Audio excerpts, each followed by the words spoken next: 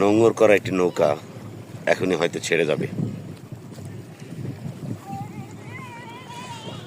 বড় লম্বা বাঁশ দিয়ে নৌকাটিকে ঘুরিয়ে নিচ্ছে নৌকার মাঝি।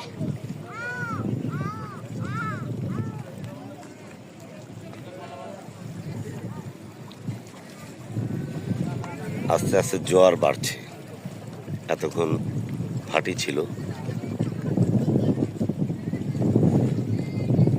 চমৎকার সুন্দরবনের দুবলার চর থেকে আপনাদেরকে দেখানোর চেষ্টা করছি। এখনো সূর্যের আলো রয়েছে, কিছুক্ষণ পরই সূর্যাস্ত যাবে।